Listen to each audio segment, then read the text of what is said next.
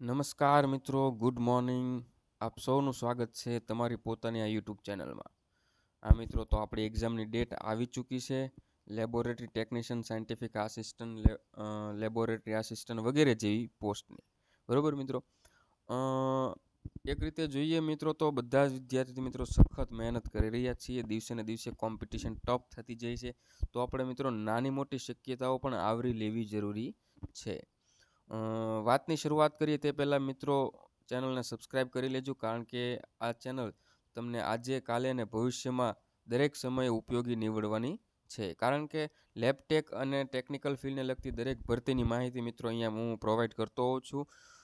એ જ સિવાય મિત્રો ટેલિગ્રામ ચેનલમાં જોઈન થઈ જજો. ત્યાં દરેક પ્રકારનું પીડીએફ ફોર્મેટનું મટીરિયલ જે છે ત્યાં હું પ્રોવાઈડ કરતો હોઉં છું.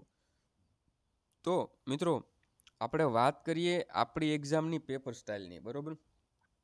રિસેન્ટલી આવ્યું છે કે મેથેમેટિક્સ, રિઝનિંગ, બંધારણ, કરંટ અફેર્સ, ગુજરાતી અને ઇંગ્લિશ કોમ્પ્રેન્સિવ બધાની ભાષા નક્કી થઈ ચૂકી છે. અને એ સિવાય આપણા ટેકનિકલ એ પણ ગુજરાતી અને અંગ્રેજી બંને ભાષાઓમાં હશે. તો હવે મિત્રો ખાસ બધા વિદ્યાર્થીઓના પ્રશ્નો હતા કે સર પેપર કઈ રીતનું આવી શકશે, મેથેમેટિક્સ હોય, રિઝનિંગ હોય તો એનું લેવલ કેટલું છે, બેઝિક લેવલ હશે કે અપગ્રેડેડ લેવલ હશે, હાર્ડમાં હશે પેપર કે ઇઝીમાં હશે. તો મિત્રો આપણી જે એક્ઝામ છે મિત્રો, બરોબર, હાલની તારીખ કરતાં મિત્રો 20 માર્ચના રોજ સંશોધન મદદનીશ અધિકારીની જે છે એક્ઝામ લેવાઈ હતી. બરોબર. રિસેન્ટલી મેં ટેલિગ્રામમાં મૂકી હતી, પણ તે રફ કોપી હતી જેમાંથી પીડીએફ બનાવેલી હતી.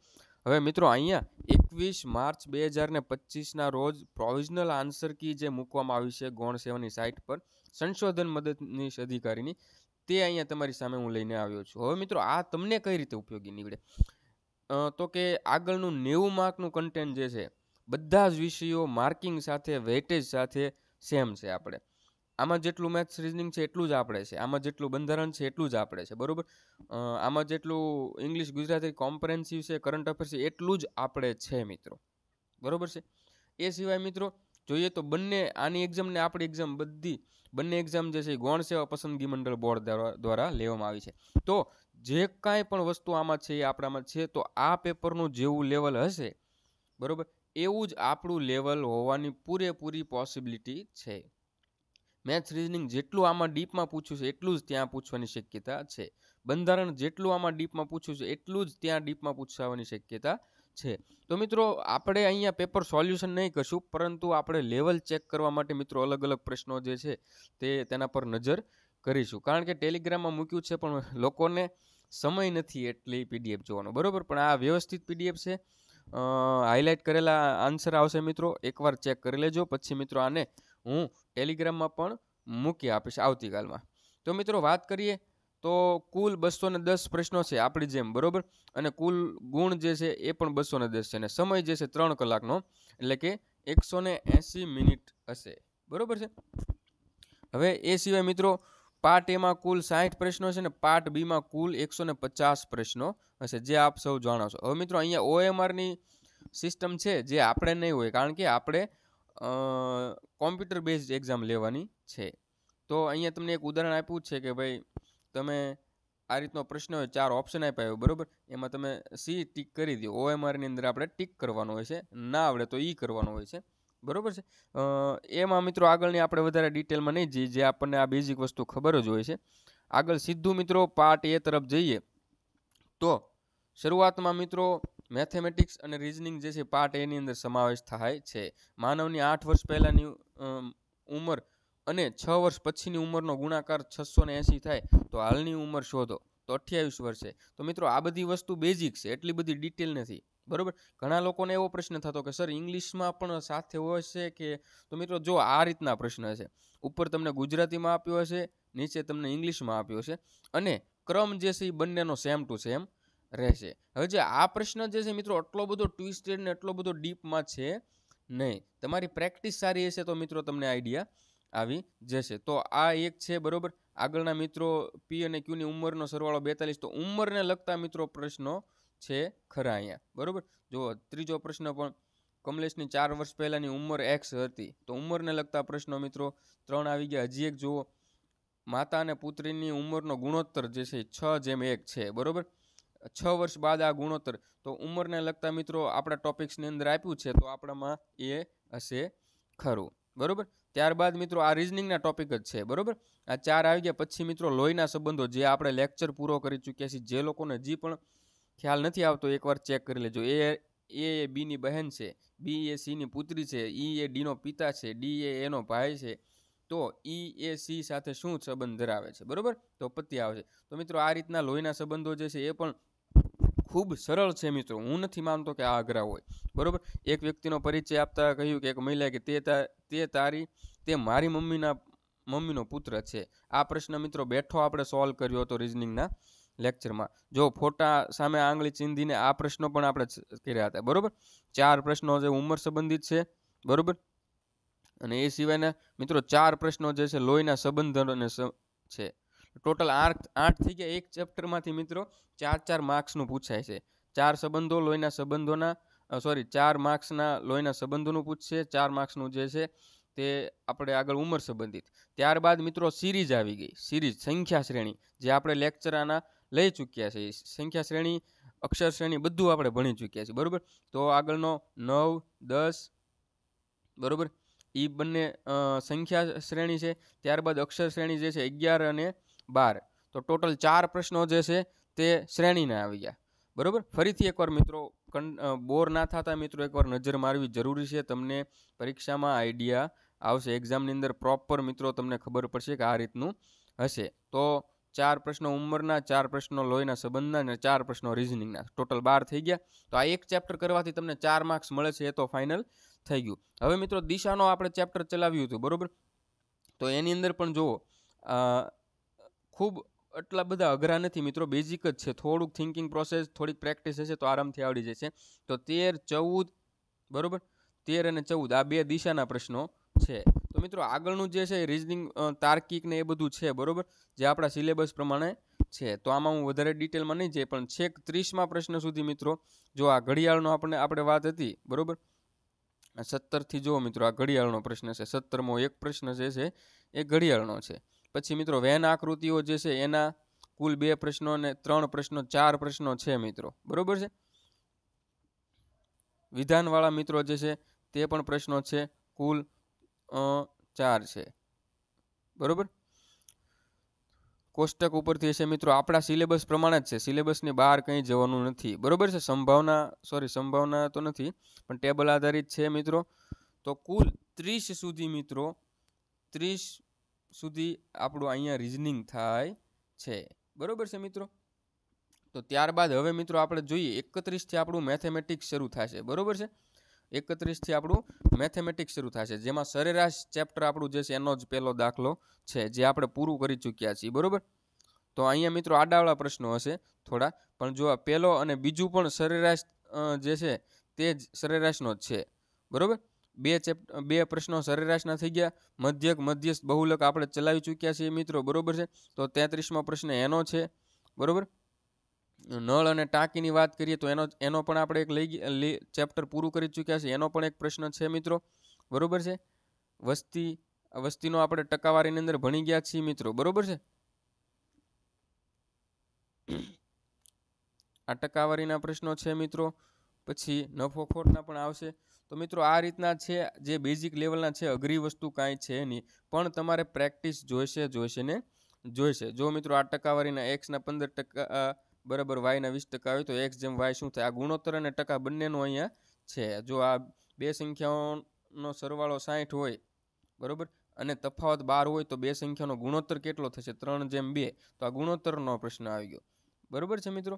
તો આ રીતનું બેઝિક મેથેમેટિક્સ છે મિત્રો, બહુ ટફ લેવલ હશે નહીં. હા મિત્રો 30માંથી 5, 6, 7 પ્રશ્નો એવા હશે કે જે લેન્ધી છે, ટાઈમ કન્ઝ્યુમિંગ હશે, જે દરેકને લાગશે, આપણને એકને નહીં મિત્રો, બરોબર છે. તો આપણે જે કાંઈ ભણ્યા છીએ એમાંથી જ છે પેપર, એવું તો નથી કે બહારથી જ જવાનું છે, બરોબર છે. જો આ સાદુ રૂપ નહીં આવી ગયા, બરોબર, આ પૂર્ણ વર્ગ સંખ્યા મળશે એના આવી ગયા. ચાલો મિત્રો, તો કુલ 60 માર્કનું મેથ્સ રીઝનિંગ જે છે મિત્રો, એમાં આપણે એટલીસ્ટ તમારી બેસ્ટ પ્રેક્ટિસ હોય ને તો 50 તો આરામથી તમે લઈ શકો છો. ત્યાર પછીની વાત કરીએ મિત્રો, તો પાર્ટ બી ની વાત કરી તો શરૂઆતમાં 10 માર્કનું બંધારણ આવશે. જો બધાથી બેનિફિટ એ છે મિત્રો કે આપણને સબ્જેક્ટ જે છે અલગ અલગ આપી દીધા છે, બરોબર છે. પહેલા રિઝનિંગ, ત્યારબાદ મેથેમેટિક્સ આપી દીધું. હવે બંધારણની વાત કરીએ, બરોબર. તો બંધારણ કેટલું ડીપમાં છે મેં તમને બધાને મિત્રો કીધું છે કે આપણા લેક્ચરની નોટ્સ કમ્પ્લીટ કરી લ્યો, પછી એકવાર તમારે શહેજાદ કાજી સરની બુકમાં આપણા સિલેબસના જે ટોપિક છે એટલું વાંચી લેવાનું રહેશે, બરોબર છે. તો હવે મિત્રો જુઓ, નીચેનામાંથી કયા શબ્દોનો ઉલ્લેખ ભારતીય બંધારણના આમુખ કરવામાં આવ્યો નથી? સ્વતંત્રતા, સમાનતા, ન્યાય અને ન્યાય સંગતતા કરવામાં આવ્યો નથી. આમુખનો આપણે લેક્ચર હમણાં રિસેન્ટલી જ મૂકી ચૂક્યા છીએ, બરોબર. મૂળભૂત અધિકારોના સંદર્ભમાં નીચેનામાંથી સાચું વિધાન પસંદ કરો, બરોબર. ભારતીય નાગરિકોના મૂળભૂત અધિકારો ન્યાયી છે, બરોબર. ત્યારબાદ રાજ્યનીતિના માર્ગદર્શક સિદ્ધાંતો સમાવેશ કરવાનો હેતુ સામાજિક અને આર્થિક લોકશાહી, બરોબર. આ થોડા મિત્રો તમને વિચારવા ઉપર મજબૂર કરી દેશે. ફેક્ટ વસ્તુ સીધી પૂછી નથી મિત્રો અહીંયા બંધારણની અંદર, બરોબર છે. આ વસ્તુ શા માટે કરવામાં આવી છે, આ વસ્તુની અંદર શું છે એવું વધારે પૂછતા નથી. જેમ કે મૂળભૂત ફરજો શા માટે ઉમેરવામાં આવી, તો કે રાષ્ટ્ર વિરોધી, વિધ્વંસક અને ગેરબંધારણીય ગતિવિધિઓ રોકવા માટે.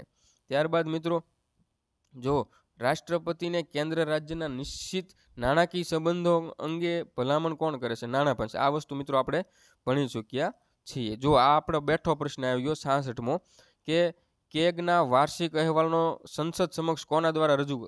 રાષ્ટ્રપતિ 151 મુજબ કેગનો રિપોર્ટ સંસદમાં રજૂ કરાવે તો એ પ્રશ્ન અહીંયા છે મિત્રો, બરોબર છે. એક મિત્રો સુધારા જે છે આપણે બાકી છે મિત્રો, જેમાંથી એકાદો સુધારાનો પ્રશ્ન પણ પૂછાઈ શકે છે. તો મહિલાઓને વિધાનસભા, લોકસભા અને રાજ્યસભામાં અનામત જે છે એના માટેનો છે, જેમાં 106મો સુધારો છે મિત્રો. આમાંથી હું માનું ને તો થોડા ઘણા પ્રશ્નો રિપીટ પણ થઈ શકે છે, તો તમે તમારી રીતે તૈયારી દાખવજો, બરોબર છે મિત્રો. પછી મિત્રો આ રાજ્ય યાદી, 3 યાદીઓ જે છે તેનો અનુચ્છેદ આપણને પૂછવામાં આવ્યો છે કે ભારતીય બંધારણના કેન્દ્ર અને રાજ્યો વચ્ચે સત્તાના વિતરણ માટે 3 યાદીઓ રજૂ કરે છે. કયા 2 અનુચ્છેદ તે વિતરણનું નિયમન કરે છે? હવે મિત્રો જુઓ, 55 અને 57 શેનો અનુચ્છેદ છે આપણને ખબર છે, બરોબર. 4, 5 તો સ્ટાર્ટિંગના છે બંધારણના, બરોબર. અને 141 ને 142 તો આપણે ભાગ 5 ને એ બધું ભણી ગયા. એમાં A, B ને C ના આવે તો આપણને ખબર જ છે, બરોબર. તો આપણી પાસે લાસ્ટ ઓપ્શન રહેશે, બરોબર. સર્વોચ્ચ અદાલતની વાત કરીએ તો સુપ્રીમ કોર્ટનો કયો ભાગ છે, તો કે ભાગ 5 આવે છે મિત્રો, બરોબર. ચૂંટણી પંચની વાત કરીએ અનુચ્છેદ 324. આ આપણો મિત્રો બેઠો પ્રશ્ન છે જે આપણે બધું પૂરું કરી ચૂક્યા હતા. હવે મિત્રો આ 10 માર્કનું બંધારણ પૂરું થઈ ગયું. હવે 10 માર્કનું જે છે તે કરંટ અફેર્સ આવશે, બરોબર છે. કરંટ અફેર્સ કઈ રીતનું છે મિત્રો અહીંયા તમે જોઈ લો. ભારતમાં સૌપ્રથમ વિશ્વ શાંતિ કેન્દ્રની શરૂઆત ભૂતપૂર્વ રાષ્ટ્રપતિ રામનાથ કોવિંદ દ્વારા કયા શહેરમાં કરવામાં આવી છે? તો એમાં ગુરુગ્રામ આવશે. હવે મિત્રો કરંટ અફેર્સ તો ડિટેલમાં તમે રીડિંગ કર્યું છે તો જ મિત્રો આપણને વધારે આમાં ખ્યાલ રહેશે. ભારતમાં પ્રથમ 3D પ્રિન્ટેડ પોસ્ટ ઓફિસનું ઉદ્ઘાટન ક્યાં કરાયું? તો કે બેંગ્લોરમાં, બરોબર. INS નિર્દેશક જહાજને નૌસેનામાં ક્યાંથી સામેલ કરવામાં આવ્યું? તો કે વિશાખાપટ્ટનમમાં. આ બધું મિત્રો આપણું ડિટેલ હશે ત્યારે વધારે આવશે. બાકી 10 માર્ક્સ જે છે એમાં આપણે, હું માનું છું ત્યાં સુધી છેલ્લા 6 મહિનાનું તમે current affairs to the point કરેલું હશે તો તમને કોઈ ઇસ્યુ થશે નહીં. તો મિત્રો છેક 80 સુધી, બરોબર, 80 સુધી મિત્રો અહીંયા તમારે કરંટ અફેર્સ છે. અને આ 10 પ્રશ્નો તો મિત્રો તમે ગોખી જ લેજો, બરોબર છે. આમાંથી 1-2 રિપીટ થઈ શકે છે. ત્યારબાદ મિત્રો હવે આપણું ગુજરાતી કોમ્પ્રેહેન્સિવ અને ઇંગ્લિશ કોમ્પ્રેહેન્સિવ રોકડા માર્ક, અને આ જ વસ્તુ મિત્રો હું તમને આગળ ભણાવી ચૂક્યો છું. તો ગુજરાતી કોમ્પ્રેહેન્સિવના આવી રીતે 2 ફકરા 3 ફકરા આપ્યા છે. એમાંથી મિત્રો બેઠા 5 પ્રશ્નો છે જે આપણને આવડવા જોઈએ. ત્યારબાદ ઇંગ્લિશ કોમ્પ્રેહેન્સિવ આવી રીતે 2-3 ફકરા છે મિત્રો, ને એમાંથી બેઠા 5 પ્રશ્નો આપ્યા છે. તો મિત્રો આ વસ્તુ આપણને બેઠી આવડવી જોઈએ, બરોબર. તો સંપૂર્ણ મિત્રો એક રીતે જોઈએ તો 90 માર્ક્સ જે છે એમાં કરંટ અફેર્સના મિત્રો 5-6 માર્ક કટ થઈ જાય, બરોબર. મેથેમેટિક્સના કદાચ ને 10 માર્ક કટ થઈ જાય, મેથેમેટિક્સ રિઝનિંગના બંનેના થઈને, અને બંધારણની અંદર આપણે 3-4 માર્ક્સ કટ થઈ જાય. તો મિત્રો ઓલ ઓવર થઈને 90માંથી એટલીસ્ટ તમે મિત્રો 70 જેવા માર્ક્સ આરામથી કવર કરી શકો છો જો તમારી મહેનત હશે તો મિત્રો હવે અહીંયા તમારે 70 આવી જાય અને પાર્ટ બીની અંદર તો મિત્રો તમારો પકડ સારી જ છે ટેકનિકલ સબ્જેક્ટની અંદર, એટલે ત્યાં પણ તમે સારા માર્ક્સ ખેંચી શકો, એટલે તમારું મેરિટમાં આવવાની પોસિબિલિટીઝ જે છે ખૂબ જ વધી જાય છે. તો મિત્રો હું આશા રાખું છું કે તમને આ સંપૂર્ણ પેપર જે છે ઉપયોગી નીવડ્યું છે. તો મિત્રો ટેલિગ્રામની અંદર મિત્રો આ હું PDF મૂકી દઈશ, ત્યાંથી તમે એકવાર ચેક કરી લેજો ને સંપૂર્ણ પેપર મિત્રો સોલ્વ કરજો ને કરજો, ભૂલતા નહીં. તો મિત્રો આજ માટે આટલું જ. જય હિન્દ, જય ભારત.